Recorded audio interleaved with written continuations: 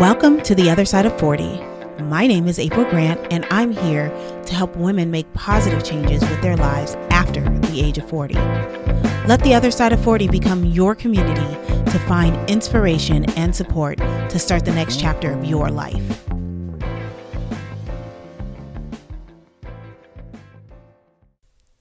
Hello, and welcome to the Other Side of 40. I'm so excited that you're here with me this week. It's just me. I'm doing my first solo episode, so hopefully I can make this well worth your while. In my story, I've done quite a bit. I started with school. I was a great student.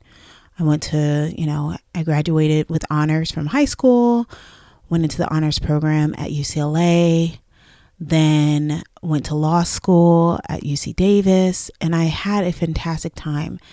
And my goal was to become this high-powered attorney where I could travel all over the world and really get experiences unlike anything I got before or what I was getting here. When I had my son, it was the third year of law school before graduation. He was born in the February before I graduated. And I just really had to reassess what I wanted. When I looked down into his eyes, I knew somebody, a mom running all over the world, doing all these things was not going to be the right fit for me. And I needed to make some real serious changes.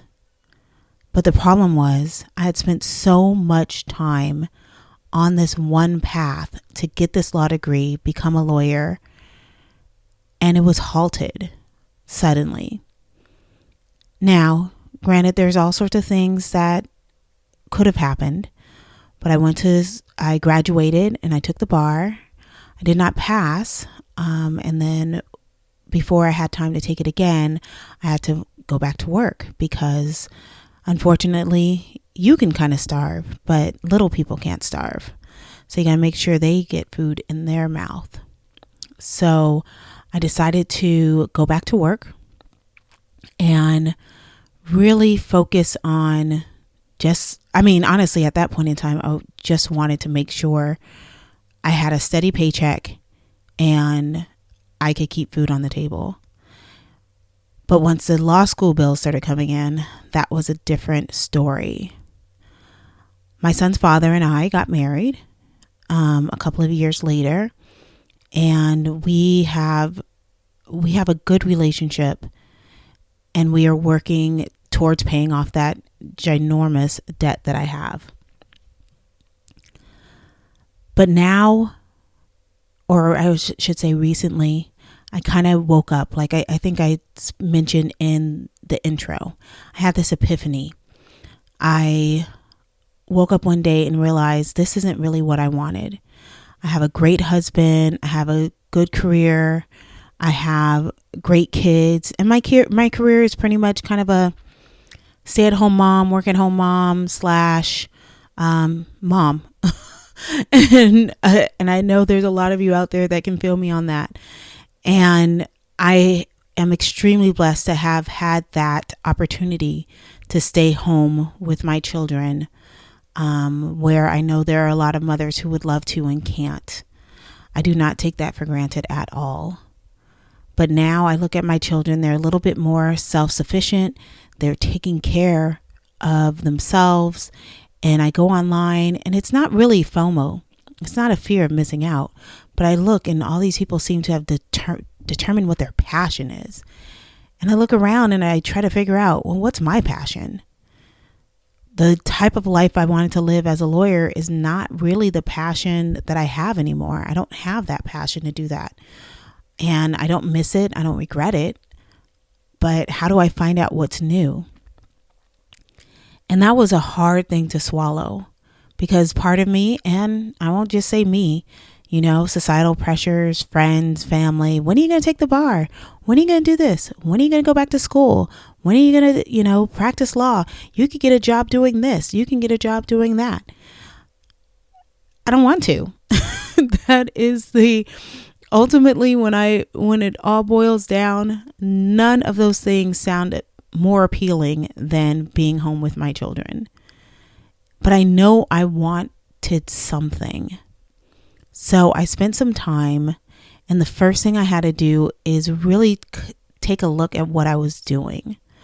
What was I into? Even though I was a stay-at-home / work-at-home mom, I was never a homebody. I've always been involved in multiple organizations. I volunteer at church. I help wherever I can, whenever I can. But as I looked around at this point, this time, I took a look and realized not all of these made me happy anymore. They made me happy when I started them, and I was excited to go. I would get especially being a stay-at-home mom, you don't really get to dress up much. So you had a reason to put on clothes and makeup and go somewhere and meet adults. And it was fun. And, the tasks, you guys got the teamwork, because again, being a stay-at-home mom, you spend a lot of time talking to children, which is not exactly exciting. So the opportunity to speak to adults about adult things was a welcome break. But now I sit around and I think about how much I like these different organizations. And there's nothing about the organizations that changed, but my drive for them are completely different. I no longer have the passion for a lot of them, and I really had to assess what was the problem. So some I looked at, like the organization, some of them, they kind of changed their goal, their initiatives, and I wasn't sure that it was a direction that I feel comfortable pursuing, or just right now. I mean, everything's about right now. It's not about the future. It's about, how does this vibe with me today? And some of them is the people, some of it was just the time. The amount of time I would spend working on projects and feeling stressed out, trying to get things done across the board, it was just weighing on me. Just the physical nature of having that extra responsibility was weighing on me, and not in I'm excited to get it done. It was more of I did it. Okay. Oh, you have more work for me? Great. Okay. So I really had to sit down and assess whether or not those organizations were something that I'd be even interested in anymore. I don't know what the future will hold. I'm still technically a part of all of the organizations. I just am no longer in a position where I have a heavy weight of responsibility on me. And that makes me comfortable right now. And I wanted to really get that break so I can build my own thing up. And I think that was the turning point for me. I'm spending lots of time and stress trying to build up other people's organizations, and I'm not building up my own. I'm not using those skills, talents, gifts to do my own thing. And I think that was one of the major issues that kind of hit me, where what was I doing? Because it wasn't fun for particularly anyone. And it was more often about me than it was about them. So I wanted to do more. I wanted to do that next thing. I wanted to put more into it. I wanted to be over the top. I wanted to give X, Y, and Z to the cause.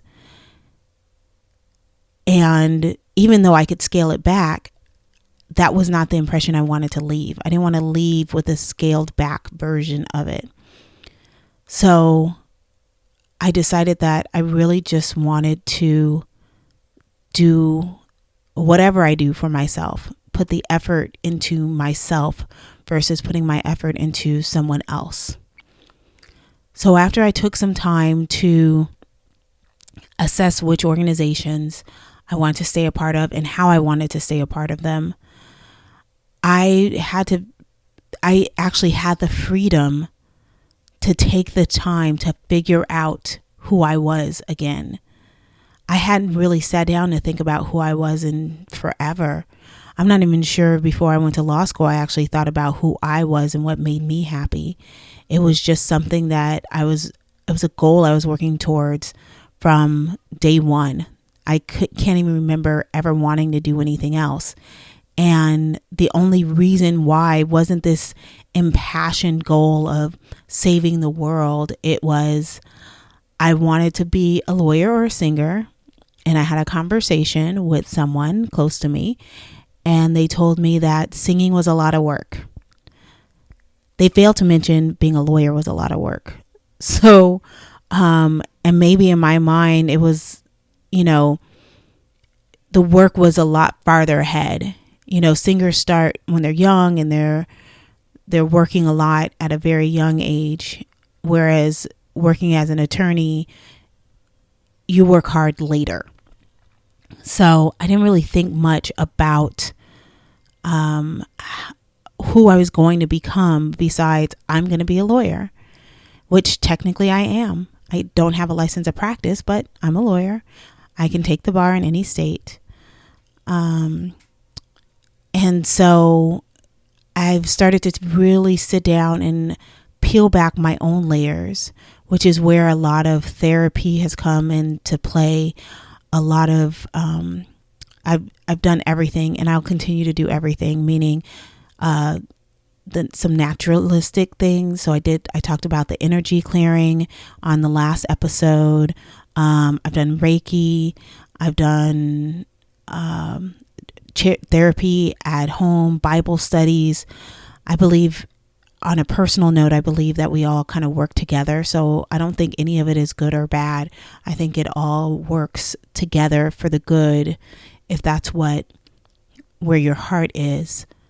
And I've spent a lot of time just trying to figure out who I am. Who am I that's not the mother? Who am I that's not the wife? Who am I that's not the lawyer or the to-be lawyer? And I think I spent many years in the to-be lawyer stage where it was, I'm not doing it now, but I know I will. And I think I'm getting to the point where that's not it either. Even if I do take the bar, I don't know if I'll actually practice, which is fine with me.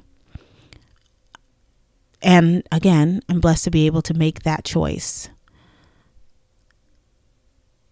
And then my next step is I'm going to figure out what I want to do with all of this. I have a couple of projects going on, which I really appreciate and I really enjoy. I'm not sure which direction they're going or how big any of these things will be,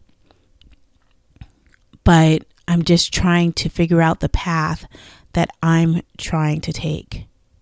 But the other thing that's keeping me in a clear headspace is saying no. As women, we're asked to do so much. And immediately when someone tells you, if you just say, I'm a stay-at-home mother, that seems to imply that you have nothing to do. And being a mother is a full-time job. It really is. And you can do it in many, many, many different ways.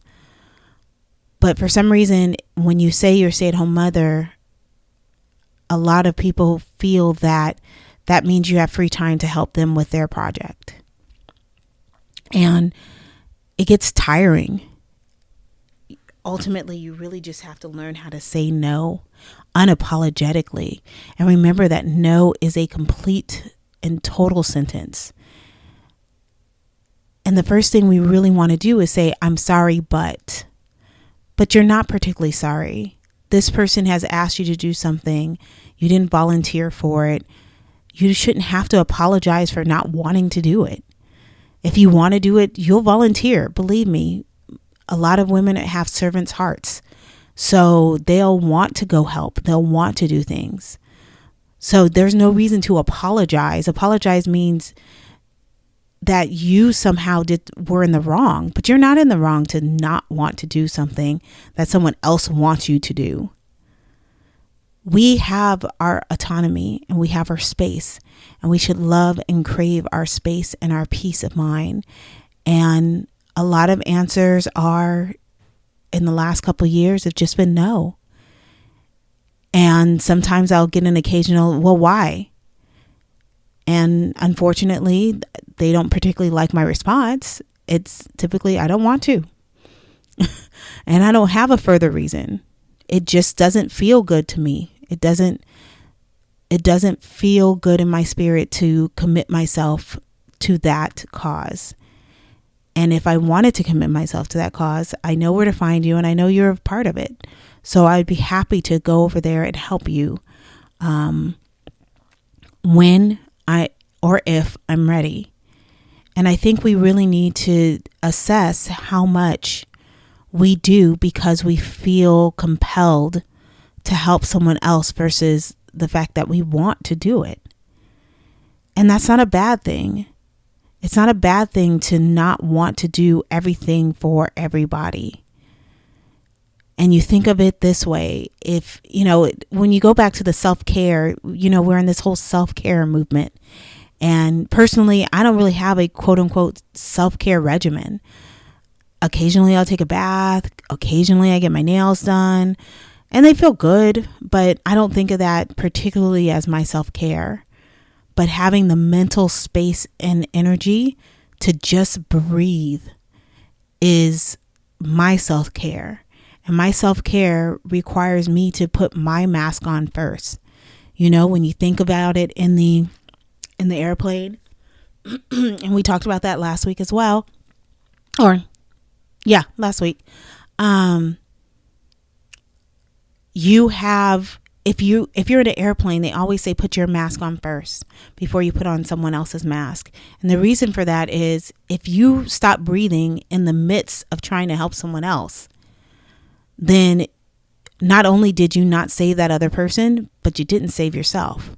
So if you put the mask on first, then you have the opportunity to save someone else or help someone else.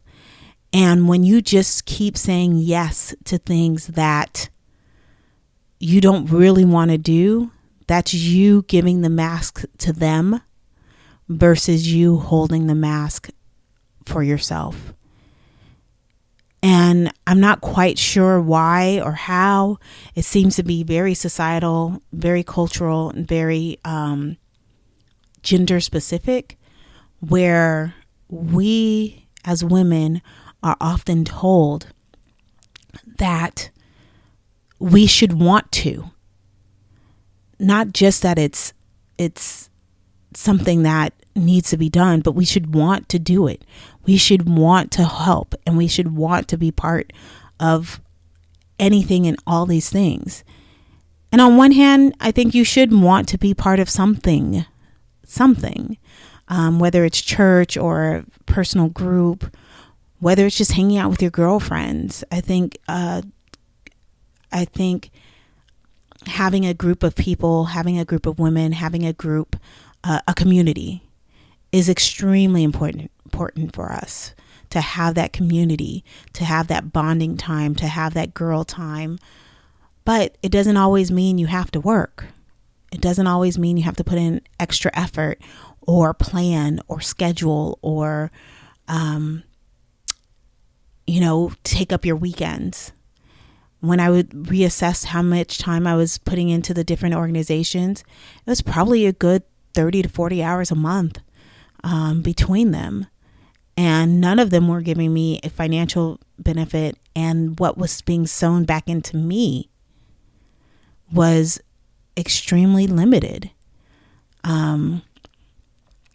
So I feel so much better.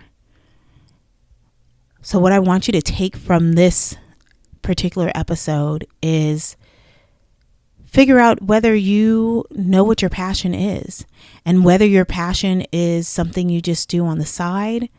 I know a lot of people say work your passion and you'll never work a day in your life. And yeah, maybe. Or maybe you just like to go kayaking on Saturdays. And, if you get out there on Saturday and kayak on the water for 2 hours, then you can come home and feel rejuvenated, and you didn't work and you didn't pay any bills with it, but you feel good and you feel warm and you feel loved. Taking the time to figure out who you are. I know when you're in motherhood, we lose ourselves. And we lose ourselves always trying to do for our kids, for our husbands, for our spouses, for our extended family. And you may have lost who you are as a person. And I found that getting rid of a lot of the outside noise helps you figure that out. And yes, that's hard. Please don't get me wrong. I am not someone who's saying, oh, it's super easy, I'll just cut everything out tomorrow. It's not that easy. It takes time. It takes strength. It takes courage. It takes reading. A book that I recommend is called Boundaries. I don't remember the author at this time, but there's a book called Boundaries, and it's specifically about setting boundaries for yourself with whoever. And it's super helpful in helping you determine how to speak to other people and how for you not to feel the guilt in saying no. Then once you clear everything off the plate, then you could definitely go into figuring out what you want to do. Now that you got everything off, now what can you put on your plate that makes you happy? What makes you happy? How does it make you happy? And is it a good happiness? I mean, there's a lot of ways to make you happy. That doesn't mean it's a positive one for you. And you just need to figure out what the positive ones are so that they feed you. They, like the whole idea behind the self-care is to rejuvenate yourself. So which of your passions rejuvenate you, whether it's taking an art class or cooking or I don't know. I don't have an endless list. I only can think of what is going through my head. And from once you make that decision that that's the direction you're going to go, make sure you continue to say no to new projects that do not align with the direction you're going. If a random project pops up and you just really don't want to do it, no, I don't.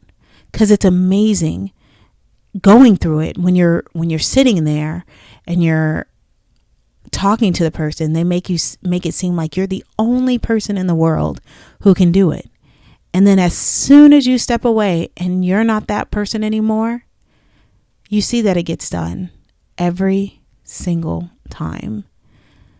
So the weight is not on you to carry it all. The weight is on you to carry you and make sure that you are taken care of for the health of your family and yourself. So with that, I'm going to sign off. I hope you enjoyed my little episode, and I hope that you will find your passion. And if you can't, take some time to clear your headspace. Have a great day and live a guilt-free life.